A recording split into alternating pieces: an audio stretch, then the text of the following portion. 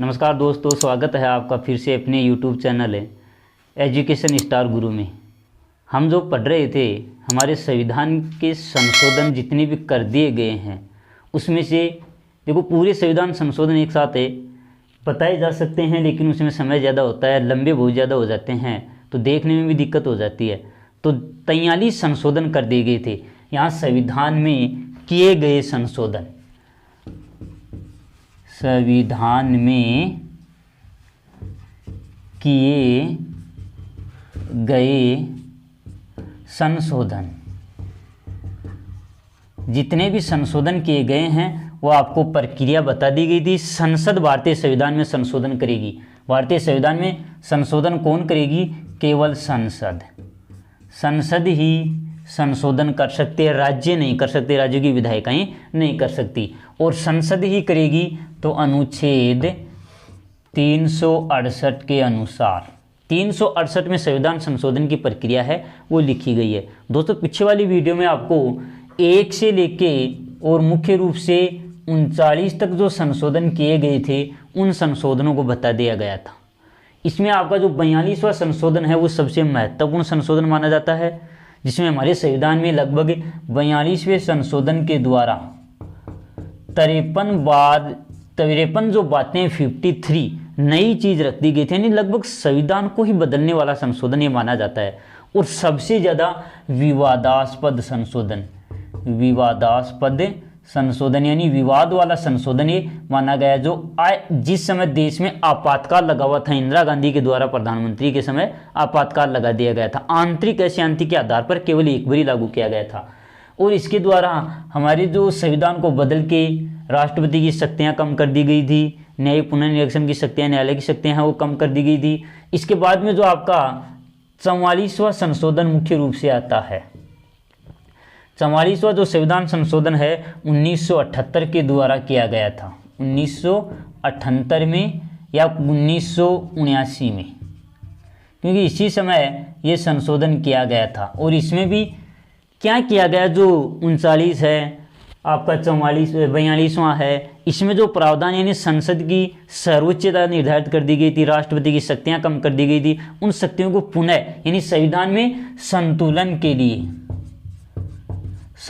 के लिए ये संशोधन किया गया। यानी जब 42वां संशोधन या 39वां संशोधन किया गया था, उससे पहले जो प्रावधान थे हमारे संविधान में वो ही रखे गए थे। इसके द्वारा सबसे पहले तो जो संशोधन किया गया संपत्ति यानी मूल अधिकारों में क्या संशोधन किया गया? मूल अधिकारों में 2 इसमें से अनुच्छेद हटाए गए। एक तो स्वतंत्रता का जो अनुच्छेद था 19(च) के तहत आपकी स्वतंत्रता, संपत्ति की स्वतंत्रता, इसको समाप्त कर दिया गया। और यानी कितनी भी संपत्ति, और अनुच्छेद 31 में संपत्ति प्राप्त करने की, रखने की जो अधिकार था कि व्यक्ति कितनी भी संपत्ति रख सकता है, यानी कितनी भी संपत्ति अर्जित कर सकता है। इन 2 अधिकारों को, मूल अधिकारों में संपत्ति के अधिकार को मूल अधिकारों से हटाया गया। संपत्ति के अधिकार को मूल अधिकारों से समाप्त किया, यानी संपत्ति के मूल अधिकार को इसी 44वें संविधान संशोधन 1978 के द्वारा समाप्त करके मूल अधिकार, संपत्ति के अधिकार को मूल अधिकार से समाप्त करके कानूनी अधिकार बनाया गया। कानूनी अधिकार। और किस अनुच्छेद के तहत? अनुच्छेद 300 के तहत संपत्ति के मूल अधिकार को आपका कानूनी अधिकार 44वें संविधान संशोधन 1978 के द्वारा केवल कानूनी अधिकार। आज क्या है? ये कानूनी अधिकार है। तो देखो 31वां हटा दिया गया। मूल अधिकार थे आपके 7, तो ये संपत्ति वाला 1 कम कर दिया गया, तो आज मौलिक अधिकार बचते हैं हमारे 6। इसके अलावा इसी अधिनियम के द्वारा जो 1978 में है, आपके संविधान के जो 352 वाला आता है राष्ट्रपति शासन, इसमें आंतरिक अशांति के आधार पर जो राष्ट्रपति शासन लगाया गया था इंदिरा गांधी के द्वारा, उसमें आंतरिक अशांति, राष्ट्रपति शासन में आंतरिक अशांति, आंतरिक अशांति, इसकी जगह, आंतरिक अशांति की जगह सशस्त्र विद्रोह लिखा गया। सशस्त्र विद्रोह है, यानी आंतरिक का मतलब होता है देश में, देश के अंदर लड़ाई होती है, तो लड़ाई भी कब्जे को, अशांति तो छोटी मोटी बातों से भी हो सकती है, किसी महामारी से भी हो सकती है, लेकिन यहाँ सशस्त्र विद्रोह, अगर कोई लड़ाई हो गई हथियारों के माध्यम से, तो ही राष्ट्रपति देश के अंदर आपातकाल की घोषणा करेगा। आंतरिक अशांति की जगह जोड़ा गया था। आंतरिक अशांति के आधार पर फिर राष्ट्रपति शासन नहीं लगाया जा सकता है, तो आंतरिक अशांति की जगह सशस्त्र विद्रोह है वो जोड़ा गया। और इसके द्वारा जो आपकी विधानसभा, लोकसभा, राज्यसभा, आपका राष्ट्रपति,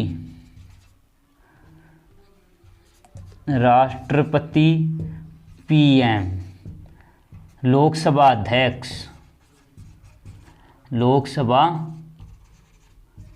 अध्यक्ष, इनका जो कार्यकाल है 39वें संविधान के द्वारा, कार्यकाल 5 से 6 वर्ष किया था। कौन से के द्वारा? 39वें संविधान के द्वारा। 39 संविधान संशोधन के द्वारा इनका कार्यकाल 5 से 6 वर्ष कर दिया गया था, क्योंकि कार्यकाल बढ़ा दिया गया था। तो इस कार्यकाल को 6 से 5 वर्ष वापिस किया गया, यानी कार्यकाल फिर से कम कर दिया गया, पहले वाला कार्यकाल ही कर दिया गया। मैंने कहा ना कि पहले 42वें के द्वारा जो पहली व्यवस्था थी, उन्हीं व्यवस्था को आपके 44वें संविधान संशोधन अधिनियम के द्वारा किया गया था। तो इस 44वें संविधान संशोधन में मुख्य रूप से सबसे प्रमुख बात मूल अधिकार और एक राष्ट्रपति शासन आंतरिक अशांति के आधार पर शब्द जोड़ दिया गया, सशस्त्र विद्रोह। क्वेश्चन पूछता है इसमें कि किस संविधान संशोधन के द्वारा संपत्ति के मूल अधिकार को उठाया गया, तो याद रखेंगे 44वें संविधान 1976 के द्वारा। और कितने मूल अधिकार संविधान में? मूल संविधान में थे 7, एक कम कर दिया गया इसके द्वारा, अधिकार हो गए आज 6। और कौन सा अधिकार उठाया गया? संपत्ति का अधिकार, यानी कौन से 7वें अधिकार को उठाया गया, तो 6 बच गए। संपत्ति के मूल अधिकार को कहाँ से? अनुच्छेद 19 में 6, 7 स्वतंत्रता में 6 बच गई आज। अब मूल अधिकार से समाप्त करके उसको कानूनी अधिकार किस अनुच्छेद के तहत बनाया गया? अनुच्छेद 300 था पहले, तो इसमें कै लिखेंगे 300 कै के तहत इसमें संशोधन कर दिया गया। इसके अलावा इसमें एक शब्द और लिखा गया, जो आपके न्यायालय की जो शक्तियां होती हैं उसकी शक्तियों को वापस निर्धारित किया गया। देखो इसमें एक तो विधानसभा, लोकसभा, राज्यसभा, राष्ट्रपति, प्रधानमंत्री और लोकसभा अध्यक्ष, ये सारे हैं जितने भी। लोकसभा अध्यक्ष ये हो जाएगा, लोकसभा का सदस्य हो जाएगा, आपकी राज्यसभा का सदस्य, आपका राष्ट्रपति, प्रधानमंत्री, लोकसभा अध्यक्ष। इनके चुनावों को न्यायालय में, क्या न्यायालय में चुनौती दी जा सकती है? न्यायालय में चुनौती दी जा सकती है, यानी न्यायालय में इसके लिए सुनवाई की जा सकती है। इससे पहले चुनौती नहीं दी जा सकती थी, क्योंकि इंदिरा गांधी तानाशाह प्रधानमंत्री बन गई थी 42वें द्वारा। तो उसने कि आपके राष्ट्रपति के जो चुनाव हो गए, प्रधानमंत्री के चुनाव हो गए, प्रधानमंत्री बन गया, चुनाव नहीं होते, प्रधानमंत्री नियुक्त किया जाता है आपके राष्ट्रपति के द्वारा। तो प्रधानमंत्री बन गए, प्रधानमंत्री लोकसभा राज्यसभा का सदस्य हो सकता है, दोनों में से किसी भी एक का। 4 प्रधानमंत्री बने अभी तक जो आपकी राज्यसभा के सदस्य हैं होते हुए, आपका मनमोहन सिंह भी, इंदिरा गांधी भी थी, इसमें और 2 हैं। जब राज्यसभा को पढ़ाया जाएगा उस समय बता दिया जाएगा कि कौन व्यक्ति किस सदन का सदस्य होते हुए प्रधानमंत्री बन सकता है। तो आपकी लोकसभा का सदस्य, आपकी राज्यसभा के सदस्य, आपके प्रधानमंत्री, राष्ट्रपति, लोकसभा के अध्यक्ष, विधानसभा के सदस्य जो भी होते हैं चुने जाते हैं, उसके चुनाव होने के बाद में अगर गलत तरीके से जनता है संतुष्ट होती है, निर्वाचन आयोग कह देता है कि भाई, क्योंकि इनका चुनाव निर्वाचन आयोग ही करवाता है कि ये सही चुनाव नहीं हुई, इसमें कहीं ना कहीं गड़बड़ी हो गई, तो उसको न्यायालय के द्वारा जांच करवाने का आदेश दिया जा सकता है कि दोबारा उसकी जांच करे। तो इंदिरा गांधी ने तो अपने को बचाए रखने के लिए, क्योंकि 1976 में अशांति के आधार पर आपातकाल लगाया था, तो अपना शासन बचाए रखने के लिए देश में इस व्यवस्था को समाप्त कर दिया गया था कि राष्ट्रपति प्रधानमंत्री के चुनाव हो गए लोकसभा के तो उसको न्यायालय कुछ भी नहीं करेगा। जो चुनाव हो गए तो वो हो ही गए, न्यायालय कुछ भी नहीं कर सकता पुनर्निरीक्षण, या न्यायालय में उसकी जांच नहीं की जा सकती, तो न्यायालय की शक्तियां कम कर दी गई। तो यहाँ वापस क्वेश्चन आता है कि संविधान संशोधन के द्वारा आपकी विधानसभा के या लोकसभा के चुनावों को न्यायालय में चुनौती दी जा सकती थी। वापस की संविधान संशोधन, तो ये आपके 44वें संविधान संशोधन 1978 के द्वारा ये प्रावधान मुख्य रूप से किए गए। इसमें मुख्य रूप से मैं बता देता हूँ क्वेश्चन क्या पूछ लेता है, किस अधिकार या किस अधिकार को 44वें संविधान संशोधन के द्वारा कानूनी अधिकार बनाया गया। संपत्ति के अधिकार को कब बनाया गया? 78, 44वां संविधान संशोधन। और अनुच्छेद कहाँ से? 31 और अनुच्छेद 19 कैसे 6 से उठाकर 300 में इसको शामिल किया गया, यानी मौलिक अधिकारों में प्रावधान किया गया। एक तो दूसरा प्रावधान किया गया राष्ट्रपति की जो आपातकालीन शक्ति होती है, राष्ट्रपति जो शासन होता है उसमें आंतरिक अशांति की जगह सशस्त्र विद्रोह शब्द जोड़ा गया।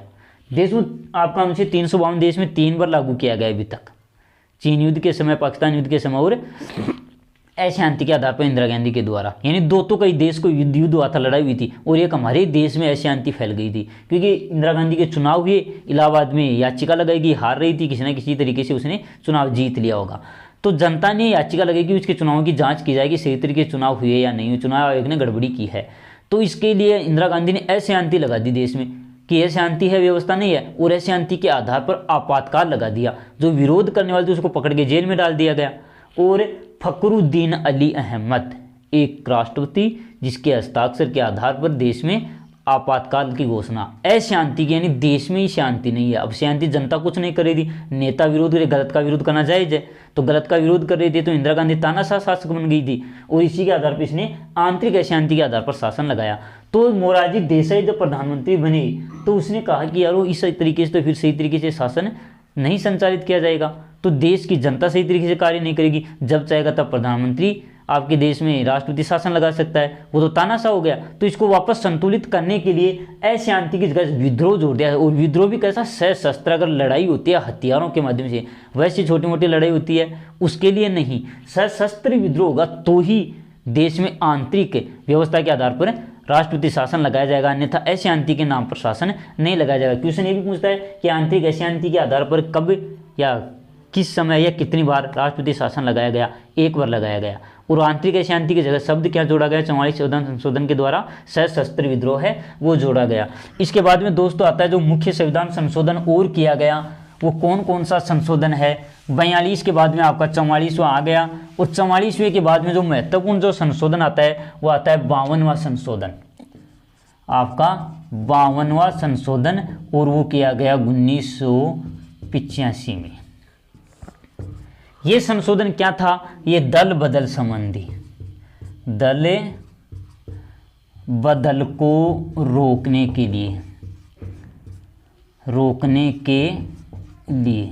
यानी दल बदल संबंधी प्रावधान किए गए थे कि कोई सदस्य किसी दल से जीत जाता है, बाद में किसी दल की मान्यता ग्रहण कर लेता है। जैसे कोई कांग्रेस से जीत गया, बीजेपी वालों ने लालच दिया तो वो दूसरे दल में चले गए, तो लालच के माध्यम से अगर जो लालच लिया प्रधानमंत्री दूसरे दल में जाता है, कोई भी सांसद मान लो, आपका विधायक मान लो, तो दूसरे दल में चला गया तो वो पैसे के द्वारा खरीदा गया, तो क्या काम करेगा? कुछ भी नहीं कर सकता। तो दल बदल को रोकने के लिए 52वां संविधान संशोधन 1985 में, अब ये इस समय लागू तो कर दिया गया था इंदिरा गांधी के द्वारा, लेकिन सही तरीके से कार्य नहीं कर रहा, क्योंकि फिर भी दल बदल लेते। आज भी आप देखोगे, राजस्थान की बात करें हम तो बसपा से 2-3 विधायक, अशोक गहलोत पिछली बार प्रधानमंत्री बने थे, ऐसे मुख्यमंत्री बने थे, क्योंकि प्रधानमंत्री के भी लिए दावेदारी उसने पेश की थी कांग्रेस की तरफ से, लेकिन गांधी परिवार के कारण उसको रोक दिया गया।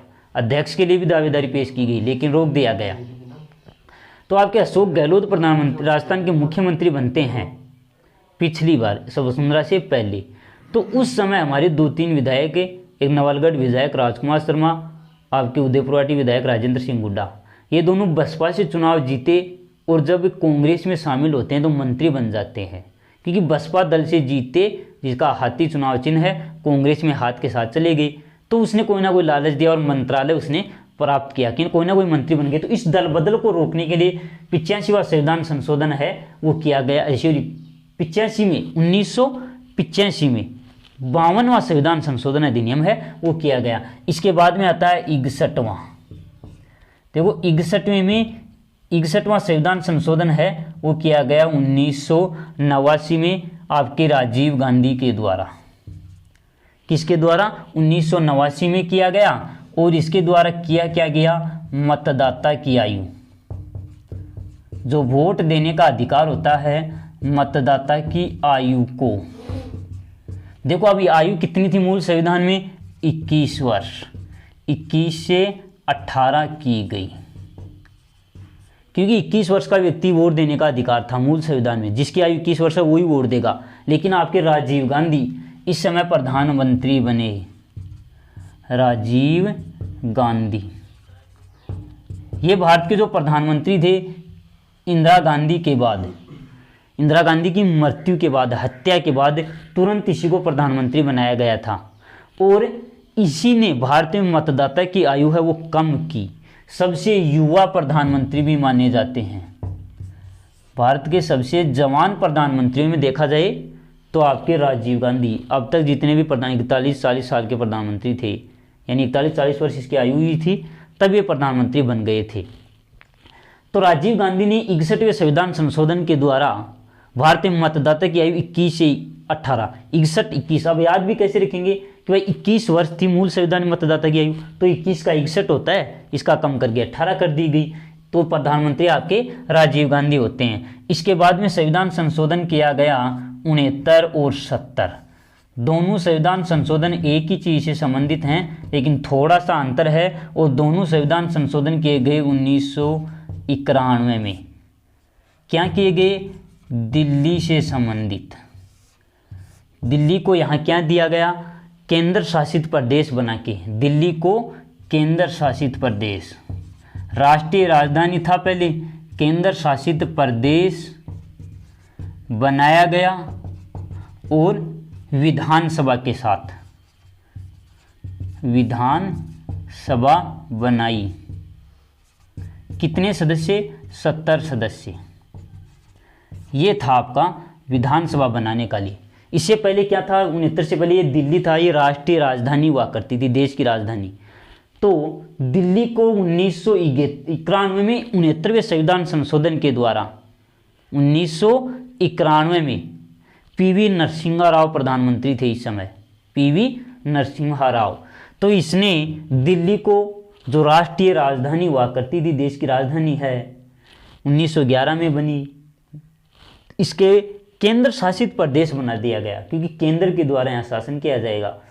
और इसके साथ यहाँ विधानसभा भी बनाएगी। इससे पहले यहाँ विधानसभा कुछ भी नहीं होती थी नहीं विधानसभा। तो विधानसभा के लिए सीटें बना दी गई, 70 सीटें। तो क्वेश्चन आता है, दिल्ली को 70 सदस्यीय विधानसभा कब बनाई गई, यानी 70 सदस्यीय विधानसभा कब बनाई गई? तो ये याद रखेंगे 69वें संविधान संशोधन के द्वारा 1991 में। और इसी 1991 में दिल्ली के साथ हमारा एक केंद्र शासित प्रदेश पुदुचेरी नाम है, इसको पांडिचेरी भी पुराना नाम है, पुदुचेरी। दिल्ली और पुदुचेरी दोनों को राष्ट्रपति के निर्वाचन में, राष्ट्रपति के चुनावों में पुदुचेरी दोनों के विधानसभा सदस्य, दोनों के विधानसभा सदस्य, यानी आपकी यहाँ पहले भी पुदुचेरी में तो विधानसभा थी, लेकिन दिल्ली को विधानसभा क्षेत्र 1991 में 70 सदस्य के माध्यम से। तो इन दोनों के सदस्य को राष्ट्रपति के चुनाव में भाग लेने के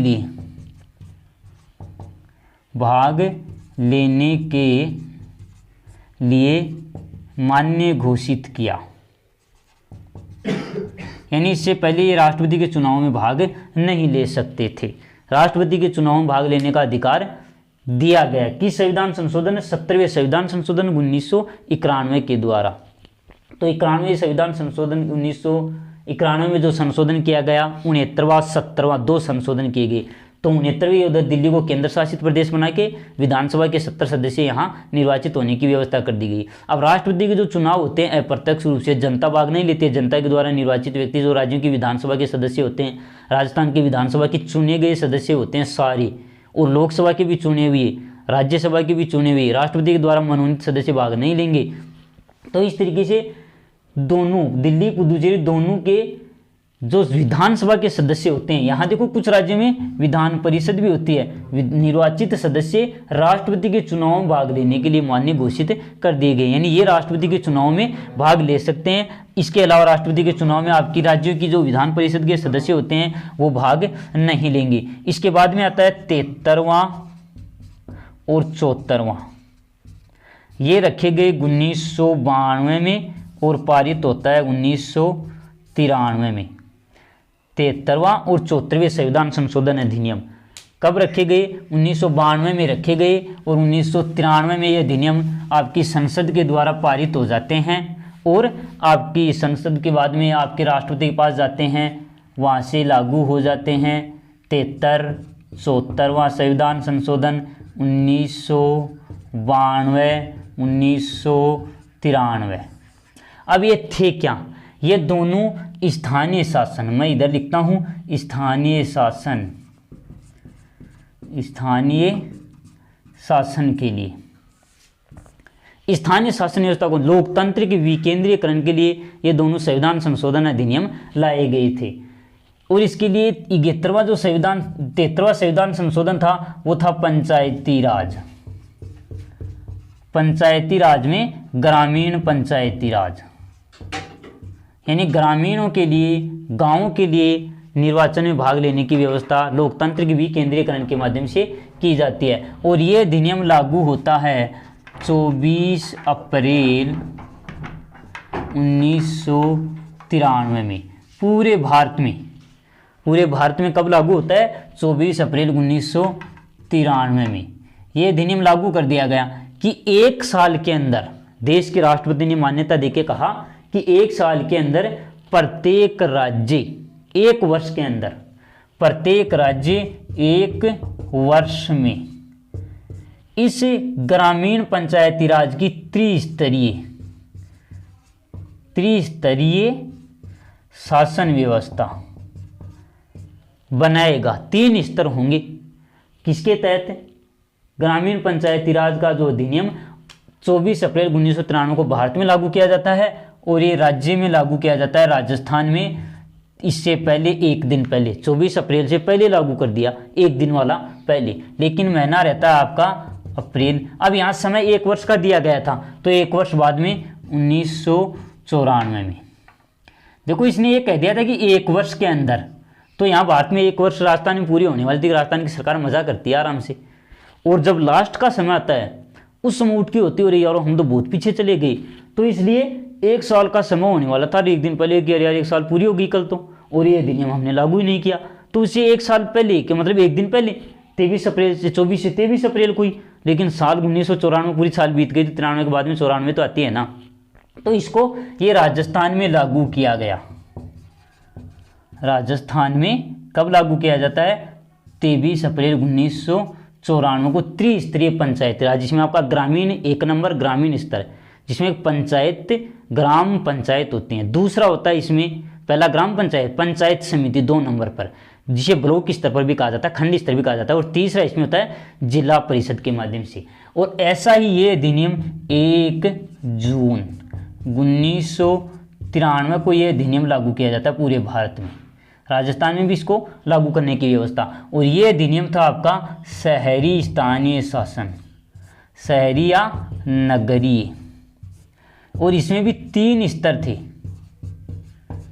जैसे ग्रामीण में 3 स्तर रखे गए वैसे इसमें भी 3 स्तर ही रखे गए। और ये संविधान के जो दोनों है वो अनुच्छेद 243 वाले में, अनुच्छेद 243 में ग्रामीण पंचायती राज से संबंधित कौन सा संशोधन किया गया, क्वेश्चन ये पूछता है कि किस समय किस संशोधन अधिनियम के द्वारा आपका स्थानीय शासन लागू किया गया। 73वां होता पंचायती राज ग्रामीण गाँवों के लिए, क्योंकि शहर भी हैं गांव भी हैं, तो दोनों के लिए अलग अलग रखा गया ना। तो 73वां तो होता है ग्रामीण पंचायती राज के 24 अप्रैल 1994 को पूरे भारत में लागू होता है। 23 अप्रैल 1994 को राजस्थान में इस अधिनियम को लागू किया गया जो गांवों से संबंधित। और 74वां भी स्थानीय शासन, लेकिन वो शहरी स्थानीय शासन से 1 जून 1993 को, इसके 2 महीने बाद में लागू होता गाँव वाले की। तो ये अनुच्छेद 243 में रखे गए थे दोनों ही। 243 में इनकी व्यवस्था की गई। इसमें से जो विषय सौंपे गए आपके इस वाले में, तो 29 विषय गांव के लिए कार्य करने के लिए 29 विषय दिए गए, और इसमें 18 विषय है वो आपके गाँव को, इसके शहरों को दिए गए, जो शहर में आपके त्रिस्तरीय के तहत नगर पालिका सबसे नीचे, फिर नगर परिषद और नगर निगम। जिस तरीके से आपका इसमें त्रिस्तरीय व्यवस्था है वो होती है। इसके बाद में आता है आपका जो एक बार 52वां संशोधन किया गया था, दल बदल।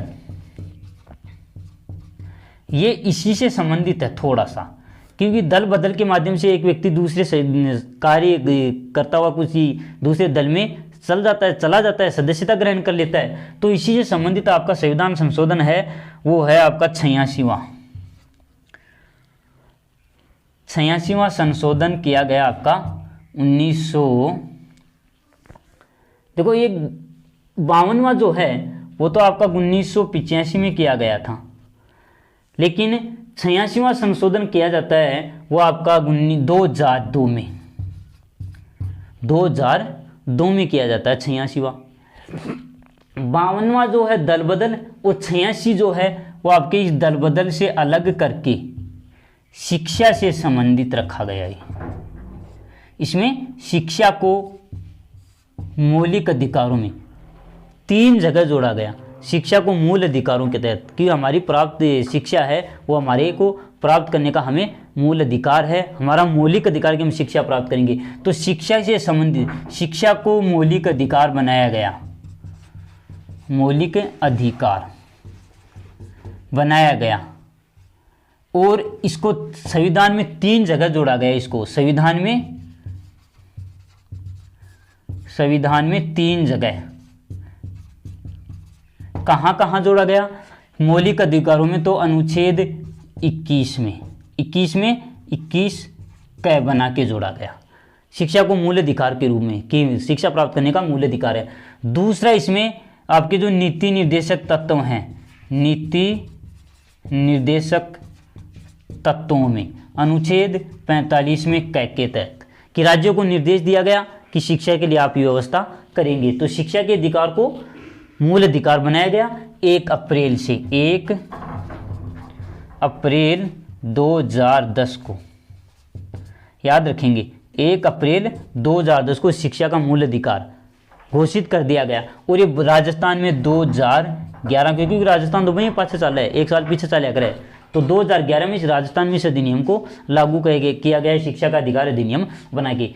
तीसरी जगह इसमें देखो, पहली ये हो गई, दूसरी और तीसरी जगह आपके जो मूल कर्तव्य हैं, मौलिक कर्तव्य हैं, मौलिक कर्तव्यों में, और मौलिक कर्तव्य में अनुच्छेद 51 क में ये मौलिक कर्तव्य जोड़े गए थे, जिसमें 11वां मौलिक कर्तव्य आपका शिक्षा से संबंधित था। 11वां मौलिक कर्तव्य कौन सा था? शिक्षा से संबंधित। क्वेश्चन भी आता है, क्या आता है इनसे संबंधित? 86वें संविधान संशोधन से संबंधित, कि 86वां संविधान संशोधन किससे संबंधित था? तो याद रखना केवल शिक्षा से संबंधित। कब लागू किया गया? 1 अप्रैल 2010 को। क्वेश्चन आता है शिक्षा का अधिकार अधिनियम कब लागू किया गया? 1 अप्रैल 2010 को पूरे भारत में, राजस्थान में 2011 को ये लागू किया जाता है।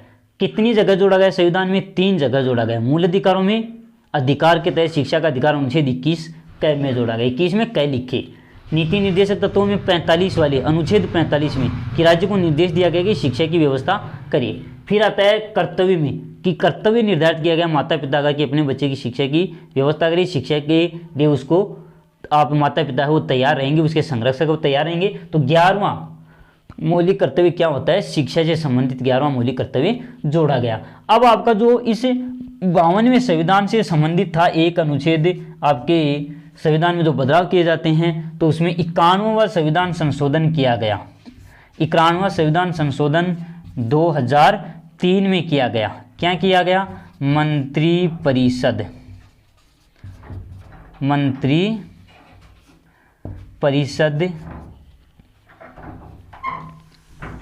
मंत्रिपरिषद का आकार निश्चित किया गया। क्वेश्चन क्या आता है कि किस संविधान संशोधन के द्वारा मंत्रिपरिषद का आकार निश्चित किया गया और कितना किया गया? लोकसभा सदस्यों का 15% और राज्य में विधानसभा का 15%, विधानसभा का भी 15%, यानी 15% से ज़्यादा सदस्य व्यक्ति हैं वो मंत्री नहीं बन सकते। तो देखो यहाँ दल बदल बन के दूसरे दल में जाके मंत्री बन जाते थे, तो इस मंत्रिपरिषद का बहुत ज़्यादा व्यक्ति मंत्री बन जाते थे। राजस्थान की जो भारत की देखें या राजस्थान की देखें तो भारत में 545 लोकसभा के जो सदस्य होते हैं, 545 जो लोकसभा के सदस्य होते हैं, इनमें से 100-150 व्यक्तियों को मंत्री बना देते दल बदल के। जब सरकार नहीं बनती थी, गठबंधन करके सरकार बनाई जाती, लालच दे के शामिल किया जाता था, तो इसको न्यायालय ने निश्चित कर दिया गया। तो इसके द्वारा 15%, लोकसभा का 15% लगभग 82 व्यक्ति मंत्री बन सकते हैं भारत में, इससे ज़्यादा नहीं बने। और राजस्थान में देखें तो 30 व्यक्ति अधिकतम मंत्री बन सकते हैं। मंत्रिपरिषद का आकार किस संविधान संशोधन 51वें संविधान संशोधन 2003 के द्वारा इसको बदल दिया गया। देखो यहाँ दल बदल नहीं करेंगे तो ये दूसरे दल में नहीं जाएंगे तो मंत्री नहीं बन सकते। तो दल बदल के द्वारा आकार रोकने के लिए मंत्रिपरिषद का आकार निश्चित 51वें संविधान संशोधन 2003 के द्वारा है वो किया गया, जिसमें लोकसभा का सदस्य जितने हैं, उस लोकसभा के जितने सदस्य होंगे उसके 15% लोकसभा भी और राज्यों की विधानसभा भी। लेकिन जिस राज्य में विधानसभा की सदस्य संख्या 40 होगी, जैसे अगर मिजोरम वाले हैं, गोवा है, वहाँ कम सदस्य होते हैं क्योंकि छोटे हैं वहाँ की जनसंख्या, क्षेत्र कम है, तो वहाँ विधानसभा के सदस्य कम होते हैं। तो इसलिए वहाँ के सदस्यों की संख्या, जो आपके मंत्री होंगे, वो मंत्रियों की संख्या 12 से कम नहीं हो सकती, 12 से कम नहीं होगी। यहाँ को नहीं कि 15%, 40 का तो 15 निकाला तो बहुत कम हो जाएंगे, 2-3 मंत्री बनेगा तो फिर कई मंत्रालय होगा, मन संभालोगे कौन? तो विकल्प ये कहीं करियो कि 12 से कम तो मंत्री कौन हो इसके कोई भी हालत में विधानसभा में, क्योंकि संसद में लोकसभा में तो कोई कम, कोई भी तरीका से कौन हो इसके कम, तो इसके लिए तो कोई निश्चित कौन है। लेकिन विधानसभा के लिए ये निश्चित कर दिया गया कि 12 से कम व्यक्ति मंत्री नहीं बन सकते, अधिकतम कम से कम 12 तो होंगे, इससे ज़्यादा भी 30 हो जाते हैं। राजस्थान में देखें तो विधानसभा के जितने भी सदस्य होते हैं हर राज्य में देखें तो उसका 15% ही निकाल के मंत्री बनाए जाएंगे, इससे ज़्यादा नहीं बना सकते। और भारत में देखें तो लोकसभा के जितने सदस्य होते हैं उसका केवल 15%, तो 82 होता है अधिकतम।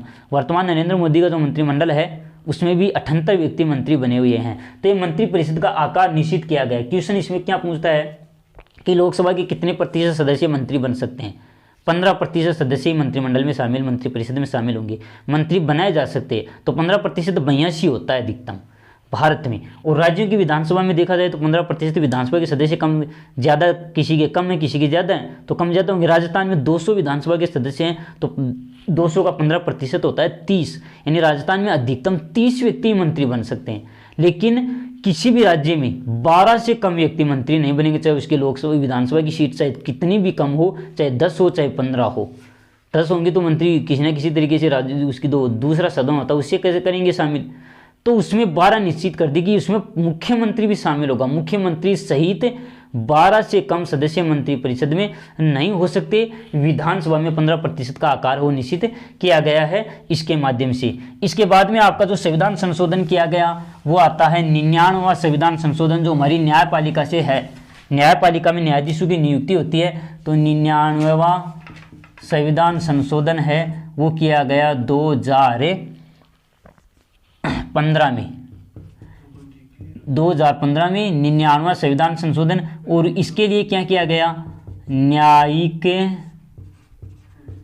नियुक्ति आयोग गठित किया गया, NAJC। ये क्या था? न्यायाधीशों की नियुक्ति, न्यायाधीशों की नियुक्ति।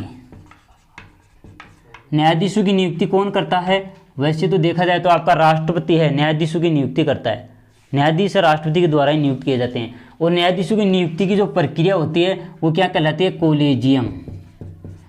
कोलेजियम प्रणाली। इसी के तहत भारतीय न्यायाधीशों की नियुक्ति होती है, यानी 4 वरिष्ठ न्यायाधीश होते हैं और वही भारत के न्यायाधीशों की नियुक्ति राष्ट्रपति को नाम प्रस्तावित करेंगे, उसको न्यायाधीश बना दिया जाएगा, चाहे मुख्य हो चाहे अन्य न्यायाधीश हो। तो इसकी जगह NJACA को ये 13 अप्रैल 2015 को आपकी संसद के द्वारा लागू कर दिया गया था, नरेंद्र मोदी सरकार के द्वारा। लेकिन ये इसमें कहा गया नेशनल अपॉइंटमेंट जुडिशरी काउंसिल क्या है? क्वेश्चन ये भी पूछता है कि नेशनल एन का पूरा नेशनल अपॉइंटमेंट जुडिशरी काउंसिल, या फिर इसमें NJAC नेशनल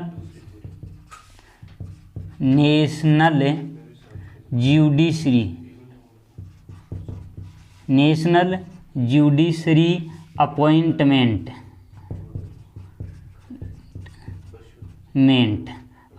यानी नियुक्त करना, अपॉइंटमेंट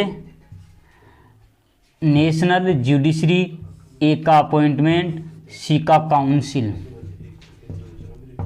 ये 3-4 नाम होते हैं इसके।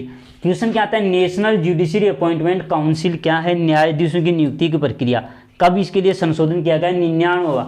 यहाँ याद रखने के लिए एन में ना आता है, न में ना आता है, तो 99वां संविधान संशोधन न्यायिक नियुक्ति आयोग, ये 2 नाम है। न्यायिक नियुक्ति आयोग भी होता है इसका नाम, NJAC भी होता है, और नेशनल जुडिशरी अपॉइंटमेंट काउंसिल भी कहते हैं। न्यायाधीशों की नियुक्ति की प्रक्रिया की यहाँ इसको रद्द इस न्यायालय ने कर दिया गया 16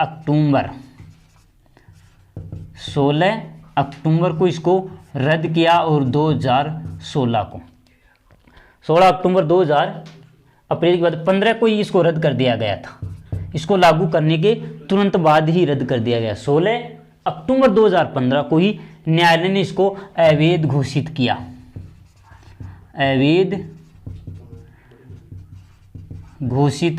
किया। किसी भी नियमों को अवैध घोषित कौन कर सकता है? आपकी न्यायपालिका कर सकती है, न्यायालय के द्वारा, क्योंकि किसी भी चीज़ को न्यायालय ही अवैध घोषित करता है, किसी भी नियमों को गलत, क्योंकि सही नियम है, क्योंकि न्याय ही कार्य करने का न्यायालय का होता है, न्याय का कार्य। तो न्यायालय ने ये नियम सही नहीं माना, इसलिए 99वां संविधान संशोधन न्यायिक नियुक्ति आयोग से संबंधित न्यायाधीशों की नियुक्ति संबंधी प्रक्रिया थी, जिसको संशोधित कर दिया गया, बंद कर दिया गया। इस तरह दोस्तों 99वें संविधान संशोधन कर दिए गए। तो आपकी जो न्यायाधीशों की नियुक्ति की प्रक्रिया उसको अवैध घोषित कर दिया गया था। इसके बाद में आपका जो 100वां संविधान है वो आपके बांग्लादेश से संबंधित था। किससे? बांग्लादेश। और बांग्लादेश से संबंधित क्योंकि 162 भूगलियारे आपके बांग्लादेश को सौंप दी गई थी, जिनके बीच में भारत और बांग्लादेश के बीच में विवाद हो रहा था, लड़ाई हो रही थी कि बांग्लादेश कहता है ये हमारे दिन है और भारत कहता था ये भारत के दिन। इसके समय भारत की जो विदेश मंत्री थी वो थी सुषमा स्वराज। जो सुषमा स्वराज विदेश मंत्री थी उसने 162 भूगलियारों को बांग्लादेश को सौंप दिया गया था। इसके बाद में जो अंतिम अब तक संशोधन किया गया 105वां संविधान संशोधन जो आपके 2021 में किया गया था रामनाथ कोविंद ने। और ये जो जनजाति होते हैं, आरक्षण संबंधी प्रावधान होते हैं, इससे संबंधित ये प्रावधान इसमें किए गए थे। तो इस तरीके से दोस्तों भारतीय संविधान में आज तक 105 तो संशोधन 2021 तक किए जा चुके हैं। अधिनियम रखें तो 127 अधिनियम इसमें रखे गए थे, यानी बनाने के लिए 127 नियम संसद में रखे गए, लेकिन संशोधन पारित हो उसके राष्ट्रपति के हस्ताक्षर के माध्यम से जो लागू कर दिए गए, बदलाव कर दिए गए, वो थे 105 ही संविधान में संशोधन किए गए। इसमें क्वेश्चन में आने वाला में एक तो 99 वाला होता है मुख्य रूप से, तो न्यायिक नियुक्ति आयोग से संबंधित होता है। तो इस तरीके से दोस्तों भारतीय संविधान में किए गए संशोधन आपको इन 2 वीडियो के माध्यम से बता दिया गया है। इनको ज़्यादा से ज़्यादा शेयर करें, क्योंकि हर एग्जाम में इनसे संबंधित क्वेश्चन पूछे ही जाते हैं। 2-4 एग्जाम में मैंने पेपर भी देखा है, पुलिस में भी इसका पेपर देखा है।